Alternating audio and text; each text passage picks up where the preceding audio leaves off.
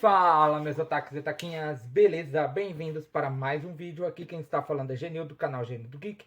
E hoje vamos falar da segunda temporada de um anime que vai contar sobre a corte imperial na China antiga. Já se passaram alguns anos, alguns meses, desde que uma garota de 17 anos, conhecida como Mao Mao, foi sequestrada e forçada a trabalhar como criada de baixo escalão no Palácio do Imperador. Ainda assim, ela consegue manter o espírito curioso e pragmático dela, planejando trabalhar até que seus anos de servidão acabem. Estou falando de Diários de uma Apotecária, né, em segunda temporada, o episódio final, né, desse anime que pra mim foi sensacional, foi maravilhoso, que vai ser substituído agora por Minha Adorável Cosplayer, a segunda temporada. E sim, estou falando, como eu disse, Diários de uma Apotecária, então já vai soltando dedo no like, comentando aí embaixo, compartilhando nosso vídeo, porque hoje ele será épico. Então, vambora!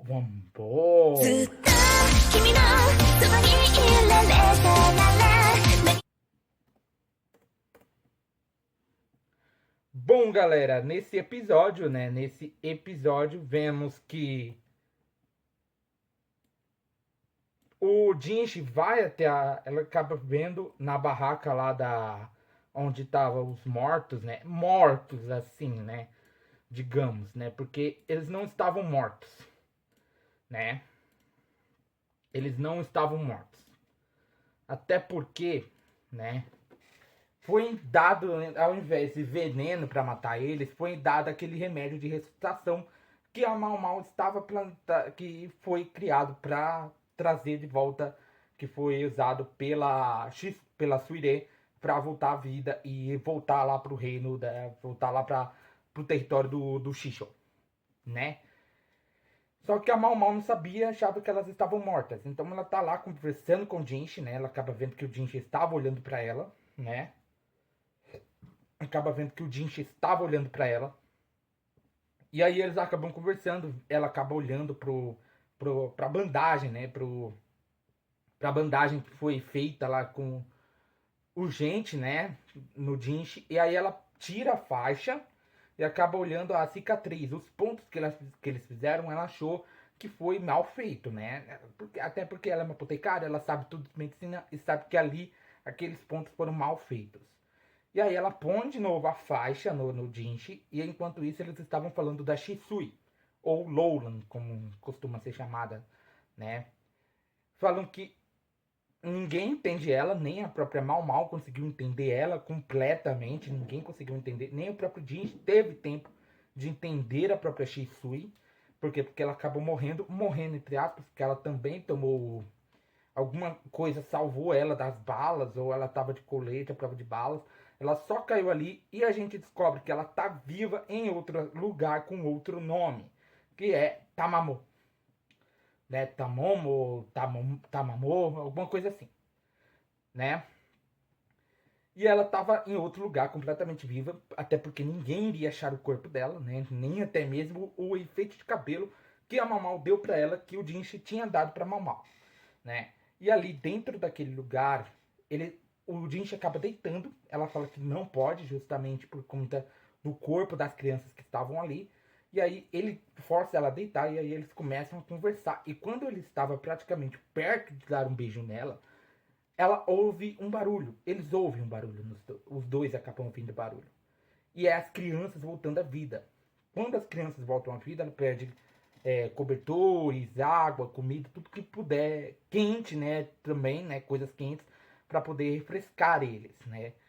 Só que o Kyo acabou demorando um pouco, só que eles não lembram praticamente de nada do que aconteceu na vida deles, não lembram até mesmo do próprio nome, então isso acaba fazendo eles mudarem de nome. Eles acabam mudando de nome, né, eles acabam mudando de nome e são adotados por uma família, né, são adotados por uma pessoa, né? E a própria Suire também é adotada, justamente porque ela tem o sangue do imperador. Eu acho que foi alguém do Palácio Interno que acabou adotando eles.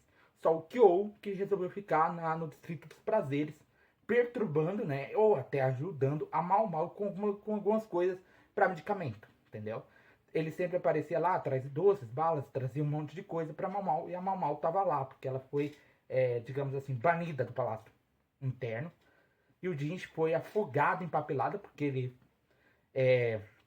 tomou conta, tomou posse ali do território do Xi, né, território do clã Xi, né, e ali dentro daquele lugar, dentro daquele momento, ela estava lá sempre fazendo seus remédios, voltava, dormia, recebia mensagens da Xiaolan, ali de dentro do palácio. Ela acabou sendo transferida para um outro lugar, para uma família, assim, de uma das meninas que moram ali no Palácio Interno, das concubinas de alto nível, é, sugerindo que ela fosse trabalhar na casa da família dela, né? Então, simplesmente, ela foi para lá porque ela ganhou esse trabalho trabalhando como massagista, né? E ali ela tinha deixado um recado justamente para Mal Mal e para Shisui, só que a Shisui nunca ia ler esse recado justamente porque ela estava em outro lugar, né?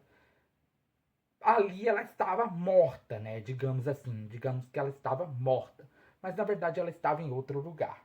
Então ela simplesmente fez o seguinte, fizeram o seguinte para ela.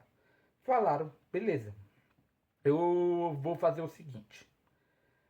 O Jinchi acaba aparecendo, né? O Jinchi acaba aparecendo no coisa, acaba aparecendo ali na, na Casa Verdete pra falar com a Mamal. Eles acabam conversando, ele acaba ficando bravo, né?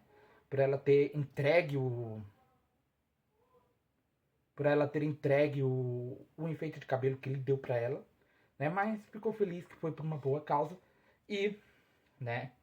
Ele simplesmente tenta beijar ela, só que o Kyo acaba atrapalhando e ele acaba dormindo nos braços dela e fecha com a Tamamo, que seria a Shisui, comprando algumas coisas numa vendinha ali em outro lugar. Eu não sei se é em outro continente ou em outro país, né? Porque é na China antiga, então ela deve ter ido para algum lugar ali, para um outro território. Só que ela estava numa área um pouco de mar, né? Ela estava perto das costas marítimas. Então, é isso, galera. Meu nome é Genildo, do canal Genildo Geek. Eu te esperarei aqui sentadinho todo dia, então já vai sentando e dando um like, compartilhando o canal para seus amigos. Aproveita, aperta o botão do inscreva-se, o botão do sininho. Arigatou e sayonara.